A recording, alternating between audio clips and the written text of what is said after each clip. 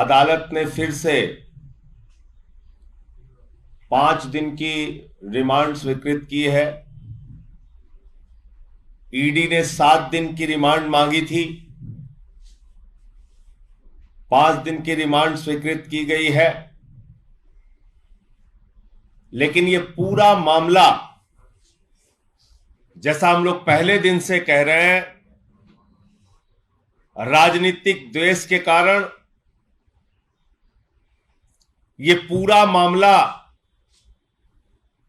दिल्ली की सरकार को बदनाम करने के लिए, दिल्ली के शिक्षा मॉडल को डिरेल करने के लिए, दिल्ली के लोगों ने आम आदमी पार्टी को जिता क्यों दिया, सरकार क्यों बनवा दी, इसकी सजा देने के लिए मनीष सिसोदिया और सत्येंद्र जैन को जेल में रखा गया। इस पूरे मामले का ना कोई सिर है ना पैर है।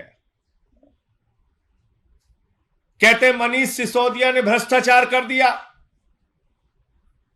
14 घंटे सीबीआई की छापेमारी हुई, घर खोद डाला, कुछ नहीं मिला। गांव में छापेमारी की, कुछ नहीं मिला। दफ्तर में छापेमारी की, कुछ नहीं मिला। बैंक के लॉकर को चेक किया, कुछ नहीं मिला।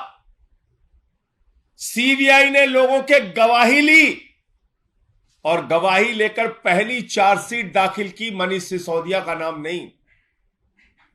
सप्लीमेंट्री चार्जशीट, दोबारा चार्जशीट दाखिल की, उसमें भी लोगों के गवाह के आधार पर चार्जशीट दाखिल की गई, उसमें भी मनीष सिसोदिया का नाम नहीं।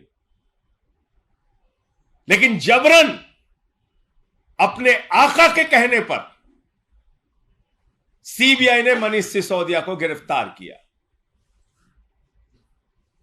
पहले सीबीआई ने रिमांड ली। सीबीआई की रिमांड जब पूरी हो रही थी तो 10 महीने तक हिंदुस्तान की सबसे तेज तर्रार कही जाने वाली एजेंसी ईडी, उस ईडी बेचारी को कुछ पता नहीं था।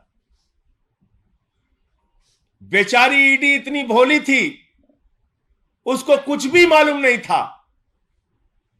अचानक रातों रात जब मनीष सिसोदिया की सीबीआई के मामले में जमानत की याचिका की सुनवाई होनी थी, उसके एक दिन पहले ईडी आती है, वो कहती है हमको पूछताछ करनी है, हमें रिमांड दो। 7 दिन की रिमांड ले लिए, पूछताछ कर लिए,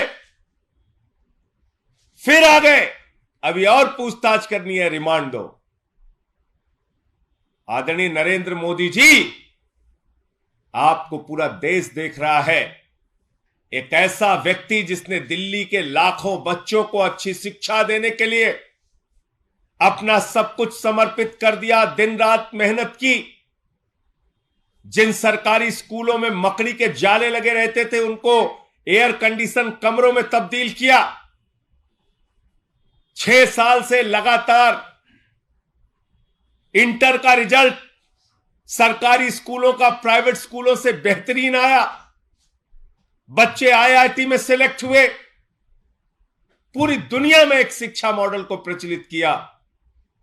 आपने उस मनीष सिसोदिया के साथ आतंकवादियों जैसा व्यवहार किया। यह देश इस बात को भूलेगा नहीं।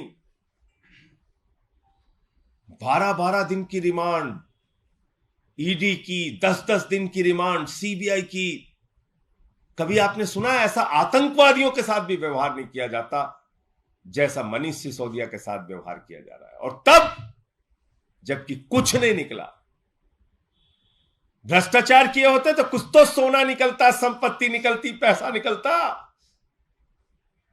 कहां चला गया?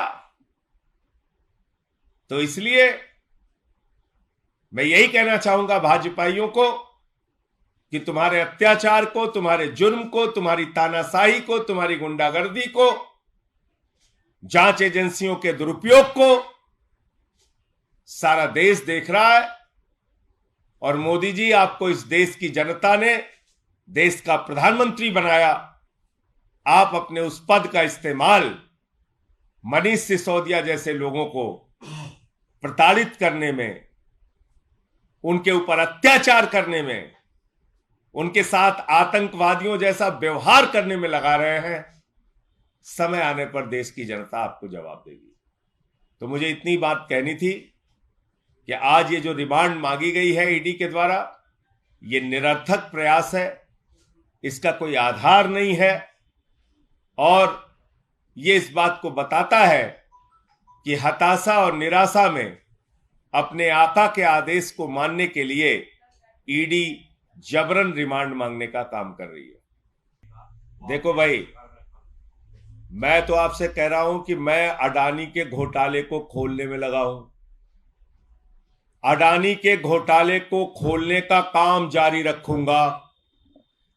आप लोगों के माध्यम से नरेंद्र मोदी जी तक अगर मेरी बात पहुंच रही हो तो मोदी जी कान खोलकर सुन लीजिए। अपने चेले अडानी को भी बता दीजिए, उसको भी बोलिए कान खोलकर सुन ले। अपनी पूरी की पूरी भारतीय जनता पार्टी और सारी जांच एजेंसियों को बता दीजिए, सब लोग कान खोल के सुन लीजिए। अडानी के घोटाले पर पूरे देश में आपको बेनकाब करूंगा। आपने महाघोटाला किया है, उसके बदले में आप और आपकी पार्टी और आपकी जांच एजेंसियां मुझे फांसी पे चढ़ाना चाहें तो चढ़ा दें, उसकी कोई चिंता नहीं है। और जहां तक मेरे अपने जीवन का सवाल है, पूरी ईमानदारी के साथ पूरा जीवन जिया हूं। आकाश से लेकर पाताल तक जांच कराओ, जितनी हिम्मत और जितनी एजेंसियां हैं तुम्हारी जांच कराओ। कुछ भी अगर मिल जाए तो भ्रष्टाचार के मामले में जो सजा लिखी हो उससे 10 गुना ज्यादा सजा दो, मैं कह रहा हूं। लेकिन अडानी के घोटाले पर छोड़ूंगा नहीं। कान खोल के पूरे देश के भाजपाइयों सुन लो, जितनी मन आए गालियां दो। भारत माता की संपत्तियों को लूटने का काम किया है तुम लोगों ने। लाखों करोड़ का कोयला लूटने का काम किया, गैस लूटने का काम किया, बिजली पानी सड़क को लूटने का काम किया, बैंकों को लूटने का काम किया, एलआईसी को एसबीआई को लूटने का काम किया, सीपोर्ट और एयरपोर्ट को लूटने का काम किया। अडानी के जरिए तालिबान से ड्रग्स मंगाकर इस देश को बदनाम और बर्बाद करने का काम तुमने किया है। ये बात एक नहीं 1000 बार तक बोलता रहूंगा, अंतिम सांस तक बोलता रहूंगा। और ऐसी बंदर घुड़कियां मैंने राजनीति में बहुत देखी है। ये भाजपाई बच्चों से मैं कहना चाहता हूं, ऐसे मत खेलो मेरे साथ। ऐसे बहुत मैंने बंदर घुड़कियां अपनी जिंदगी में देखी है। जितना दम है सारी एजेंसियों को लगाओ, लेकिन अडानी के घोटाले पे छोड़ूंगा नहीं।